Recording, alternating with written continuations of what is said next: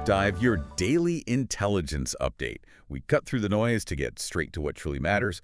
We're diving into the intelligence brief for yesterday. That's Thursday, August 14th, 2025. Today is Friday, August 15th.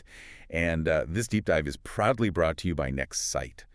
And we've got a really crucial intelligence report to unpack today. It's a comprehensive snapshot, isn't it? It really is. Yeah. Covers everything from geopolitical maneuvers, some pretty significant economic shifts, the stark reality of climate emergencies, and these localized conflicts, too. So basically, a window into a remarkably busy 24 hours across the globe. Exactly. And the overall threat level for yesterday, it was classified as moderate. Moderate. That rating, which in our internal intelligence framework is coded as Admiralty B, confidence level 3, it essentially means there are multiple significant issues unfolding. Right.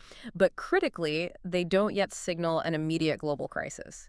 What's truly fascinating here, though, is how interconnected these threads are, especially when you start looking at, their financial implications. Okay, so let's unpack some of the biggest geopolitical and economic stories from yesterday, really digging into those financial angles you mentioned. First up, a major diplomatic power play unfolding in Europe. Mm-hmm. All centered around that upcoming Trump-Putin summit in Alaska. Right. High stakes there. Definitely. Our intelligence report highlights a joint statement that came out of a virtual meeting of key European leaders. Ukrainian President Zelensky, French President Macron, German Chancellor Merz, and UK Prime Minister Starmer. Quite the lineup. And their message was crystal clear, almost like a preemptive strike, you could say. Mm-hmm. No settlement with Russia can be reached without Ukraine's direct participation. Non-negotiable for them. Absolutely. Any peace agreement, they insisted, must unequivocally preserve Ukraine's territorial integrity. They're pushing hard for a ceasefire, and crucially, they've collectively threatened stronger sanctions on Russia if they refuse. Stronger sanctions. Okay. And beyond that, they're calling for the establishment of a robust security guarantee force. This whole high-stakes move is flag B2. B2, so elevated threat level in the diplomatic sphere. Yes. And what's fascinating here is how coordinated this effort feels. It's a clear attempt to shape the agenda, right? To leverage their collective weight before what could otherwise be a more isolated bilateral meeting between Trump and Putin. Good point. This really forces us to consider the limits of, bilateral negotiations in these really complex global conflicts. And from a financial standpoint, well, the statement itself isn't an immediate market mover, perhaps. Not directly, no. But the mention of future sanctions and aid commitments and the possibility of sanction escalations, that's a direct signal. Organizations, particularly those in, say, energy and metals, they need to be rigorously evaluating their supply chain exposure. To Russia and Ukraine specifically. Exactly. This isn't just diplomacy, it's a clear financial warning flag. Absolutely. And their resolve seems incredibly firm. We heard Zelensky himself quoted telling journalists that Putin was bluffing. Strong words. And Macron explicitly warned that peace must not be decided behind Ukraine's back. That really underscores the deep mistrust and, the monumental stakes involved here. No kidding. Now, from that diplomatic chess game in Europe, let's pivot. Let's go to a truly innovative and potentially controversial economic strategy unfolding in North America. Okay. Here's where it gets really interesting on the economics front. The U.S. striking this unique AI chip deal. It fundamentally redefines trade policy, doesn't it? It absolutely does. This is an unprecedented move by the Trump administration. They've brokered a deal allowing NVIDIA and AMD to sell certain advanced AI chips to China. Which was restricted before. Exactly, but with a groundbreaking catch. A 15% revenue share payable directly to the U.S. government. Wow. Think about that for a moment, the U.S. government directly becoming a stakeholder in tech exports. President Trump framed it as a way to ensure U.S. taxpayers benefit while, national security restrictions remain in place. A sort of have your cake and eat it too approach. Sort of. This deal, while rated C3 with a moderate threat level, is already stirring considerable legal debate. People are asking about the legality of such a levy, the precedent it sets for taxation on exports. Is it even a tax Yeah. or something else? Right. What does it mean for intellectual property? But on the flip side, investors, according to the A-Invest analysis in the report, responded positively. They saw the resumed sales as bullish for semiconductor stocks. Even with the 15% cut. Apparently. Knowing this share could yield billions in federal receipts seems to have outweighed the cost for now. Interesting. And this signals Washington's willingness to, well, monetize national security restrictions. It represents a truly significant reorientation in trade policy. It's specifically highlighted in the report's spotlight themes, It actually. is. And it prompts us to consider, what does this mean for future technology exports, for the broader landscape of international commerce? Financially, it's not just a direct injection of funds into federal coffers. No, it's more complex. It creates an entirely new layer of compliance, of contractual obligations for companies in the AI chip sector, and really for any organization relying on that tech in China. This is a game changer for global tech supply chains, needs immediate attention to these new licensing terms. No doubt. Yeah. Okay, before we go further, just a quick reminder. This deep dive is brought to you by NextSight, a specialist global intelligence company and the creator of the open-source OSINT platform, SiteConnect. That's right. And Site Connect, it powers the precise insights you're hearing right now, but it also lets you customize them to your exact interests.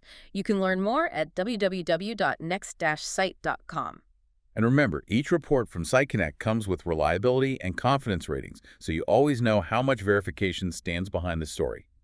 And if you ever need tailored global investigations or intelligence, well, they've got you covered there too. Absolutely. Okay, picking up our third major economic thread from yesterday, we saw a direct governmental counterpunch to global trade pressures. Brazil's massive Plano Brasil Soberano. Ah, yes, the Sovereign Brazil Plan. Exactly. Yeah. This directly showcases how tariffs ripple through supply chains and prompt state intervention. President Lula da Silva unveiled this really comprehensive package. Big numbers involved, right? Huge. Earmarking our $30 billion, that's roughly US $5.5 billion in low-interest credit lines. The plan also includes suspending certain tax obligations and increasing export rebate rates for Brazilian companies hit by U.S. tariffs. So a multi-pronged approach. Definitely. Lula framed it as a critical first step to protect Brazilian workers and industry. It creates three key axes of support: credit, tax relief, via what they call the Novo Reintegra program. Which boosts export rebates. Exactly. And a push for commercial diplomacy to find new trade partners. Small and medium-sized firms are set to receive rebates up to 6% of export value and tax payments for heavily affected sectors. Delayed by 2 months. Quite substantial relief. It is. And it's flagged B3, moderate threat level. Really illustrates a strong, centralized economic response. And what's truly fascinating here is the immediacy, the directness of the government intervention to mitigate that economic blow from tariffs. It raises a big question, doesn't it? How widespread might these kinds of protective measures become globally as trade disputes intensify? Good point. It's a clear illustration of how protectionism doesn't just redirect supply chains. It prompts nations to aggressively shield their domestic industries, which, could fragment global trade even further. Okay, let's shift gears now. Moving from the intricate world of international trade to the more immediate ground-level impacts we saw yesterday. Starting with climate events that are just massively straining emergency services. Yeah, the situation in southern Europe. It's bad. Across southern Europe, wildfires are absolutely raging. Our sources report fires engulfing vast parts of Greece, Spain, Portugal, driven by this persistent heat and strong winds. Forcing huge evacuations. Huge. 7,700 people near Patras, Greece, for example. Tens of thousands fleeing in other regions. Nearly 5,000 firefighters, 33 aircraft battling these blazes. And alarmingly, several firefighters have already been injured. Just awful. The severity is reflected in its rating, C3, indicating a high environmental threat level. And we're seeing corroboration. EU Commission President Ursula von der Leyen has already pledged EU firefighting support and climate adaptation funds. Which raises that important question about our global resilience to these escalating climate events. What's striking here is how these intense events, coupled with other climate impacts, are continually highlighting our infrastructure vulnerabilities. Absolutely. We're talking direct impacts on everything from tourism, agricultural output, potentially even energy prices if grids get damaged, all while diverting critical resources from other areas. And speaking of extreme weather, Asia was grappling with a massive tropical storm yesterday, too. Podul, right? Tropical storm Podul dumped torrential rain on southern China and Hong Kong. It led to Hong Kong issuing its highest rainstorm alert. Major disruption, I imagine. Widespread and immediate. 20% of flights canceled at Hong Kong International. Courts, clinics shut down. A massive evacuation, 75,000 people in Guangzhou. Beijing responded quickly, though, allocating RMB 430 million for disaster relief. Significant amount. This severe natural disaster is flagged C2, high threat level. So multiple high-threat environmental events ongoing. Exactly. Now to a more critical and, frankly, somber development in the Middle East. Conflict continues to escalate there with devastating human cost. The situation in Gaza. It's intensified. The report details Israeli bombardment in Gaza City.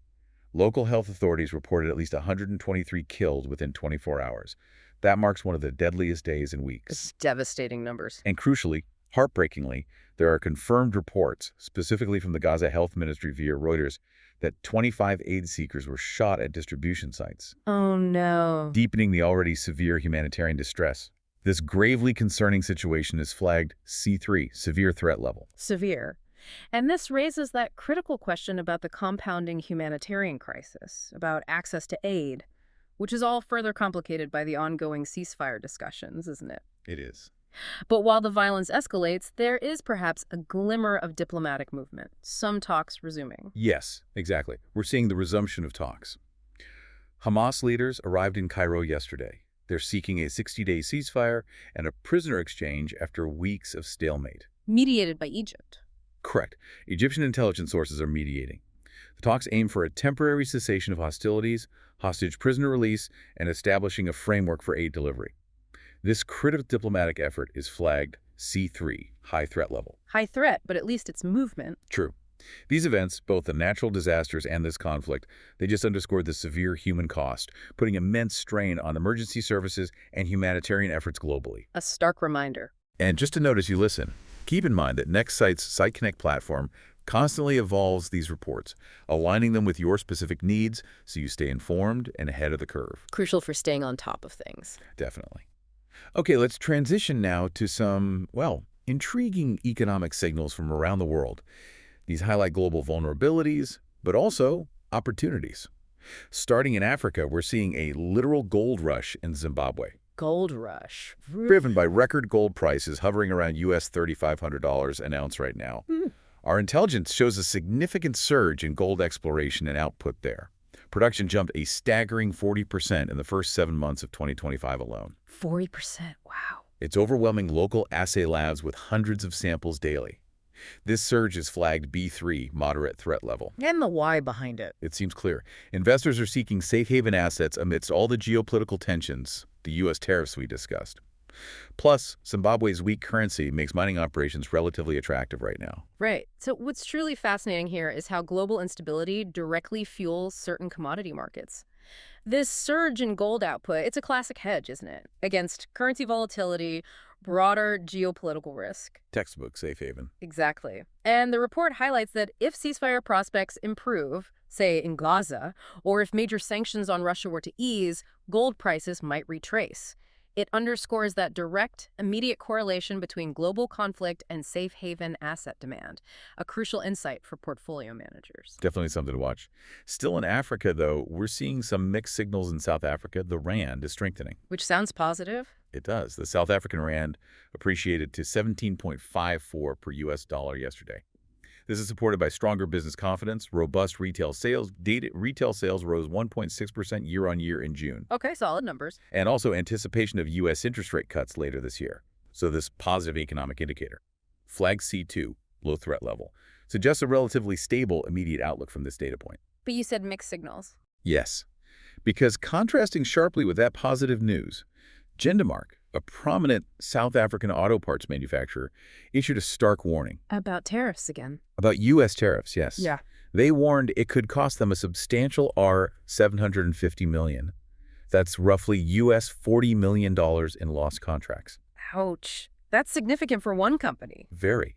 This company builds automated assembly lines for car makers, derives half its revenue from the U.S. now.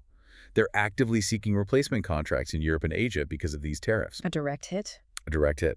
Yeah. Illustrating that ripple effect of protectionist trade measures. Flag C3, high economic threat level for this specific impact. And this really shows us that push and pull of global economics, doesn't it? Yeah. Strong domestic indicators on one hand, Right. versus the very real, tangible impact of protectionist measures on specific industries on the other. It highlights how tariffs can force businesses to completely reorient their supply chains, their market focus, potentially leading to unforeseen consequences for regional economies. It's a tough balancing act. Okay, back to North America. Two more distinct items from the U.S. First, a significant and somewhat controversial move regarding policing in Washington, D.C. Ah, the National Guard deployment? Exactly. President Trump directed the deployment of National Guard troops to police D.C. and signaled his intent to permanently control the capital's policing. Despite crime rates falling. That's the striking part. Local intervention program leaders noted that murders and violent crime had actually declined. So this move, flagged B2, moderate threat level, it's certainly raising concerns among critics about militarized policing potentially eroding public trust. Understandable concerns. And in other U.S. news, the Treasury Department just sanctioned a Mexican cartel-linked timeshare fraud ring. Taking aim at illicit finance. Precisely. This involved individuals and companies tied to the Jalisco New Generation Cartel, or CJ&G. They orchestrated this massive timeshare fraud scheme, defrauded roughly 6,000 U.S. vacationers. How much are we talking? An estimated U.S. $300 million. As a direct result, assets in the U.S. belonging to those sanctioned were frozen, a critical blow to the cartel's revenue. Good to see action there. Flagged B2, moderate threat level, an impactful move. Okay. Now, moving finally to Asia, some interesting internal economic policy from China and a key diplomatic meeting on the horizon. What's China doing? They've announced a new program to subsidize interest on loans, aimed at individuals and consumer service businesses. To boost spending. Exactly. A direct bid to stimulate domestic demand. It covers up to 1 percentage point of interest on loans for hospitality, culture, tourism, education sectors. The rationale is clearly to revive consumption amid that sluggish post-pandemic recovery. Makes sense. Flag B3, moderate threat level for this internal economic strategy. Oh, the diplomatic meeting. That involves South Korea. President Lee Jae-myung is planning a Tokyo summit. With Japan. Yes, he'll travel to Tokyo later this month to meet Prime Minister Shigeru Ishiba. This will be their second summit this year. Why is a meeting now? It's aimed at coordinating security policy with Japan and the U.S., especially ahead of Lee's scheduled meeting with President Trump.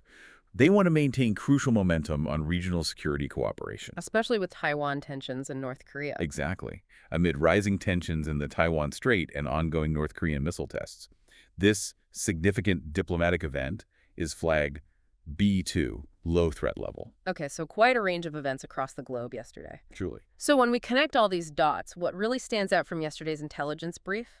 The report highlights a few overarching themes, things that transcend the individual headlines. Let's hear them. Okay, first, we are seeing a clear tariff-driven reorientation in global trade. That U.S.-China AI chip deal, where the U.S. directly monetizes national security restrictions, that's unprecedented. It's a real shift. And conversely, Brazil's R$30 billion relief package, the struggles of South Africa's Gendamark. They underscore how tariffs ripple through supply chains, forcing governments and companies to adapt, sometimes drastically. Right. What's next? Second, the climate emergency strain. It's undeniable, and it's escalating. The wildfires in southern Europe, tropical storm Podul in China, they highlight these compounding climate risks that expose significant infrastructure vulnerabilities. Impacting everything. Everything from tourism to flight operations to emergency services. It's a growing strain. Okay. And third, there's a distinct resource-driven boom in certain markets. Those record gold prices, partly spurred by the conflict in Gaza, looming sanctions on Russia, they showcase how investors seek safe havens. Like the Zimbabwe example. Exactly. Zimbabwe's dramatic gold output surge is a direct, tangible example of this correlation. It signals where capital is flowing in uncertain times. Those are great takeaways. And it's also fascinating to look at the people's hearsay section of the report, too. It gives us that crucial window into public sentiment, doesn't it? It really does. It adds that human dimension. In Europe, we're seeing strong solidarity with Ukraine, but alongside that, rising climate anxiety. Understandable given the fires. Makes sense. In North America, divided opinions. On the National Guard's policing role, on those AI chip, deals this tension between security concerns and economic optimism. Nuance there. And in the Middle East, sentiment is understandably deeply polarized, very emotionally charged regarding the ongoing conflict. These aren't just opinions floating in the ether. No, they shape things. These are the human reactions shaping events on the ground, influencing policy decisions down the line. Exactly. And if you're listening and wondering, okay, how do I translate these insights into actionable strategies?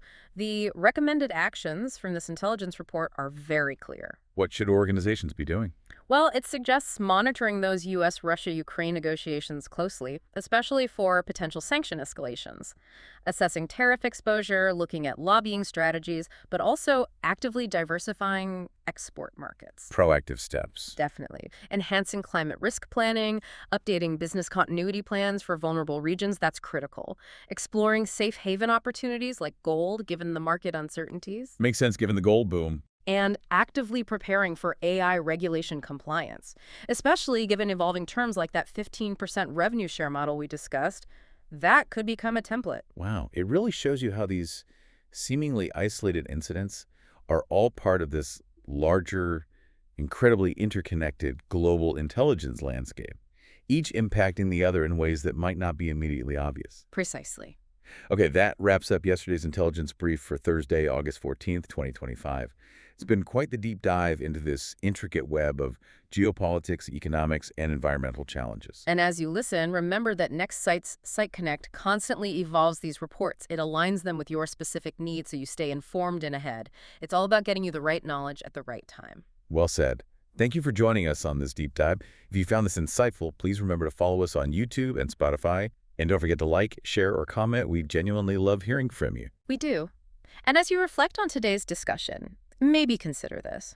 How will the increasing monetization of national security restrictions, exemplified by deals like that U.S.-China AI chip agreement, how will that fundamentally reshape the architecture of global trade agreements and international legal frameworks in the coming decade? Ooh, that's a big question. It's a provocative one, for sure. Could have profound and lasting implications for all of us. Something to definitely chew on. Until next time, enjoy the rest of your day.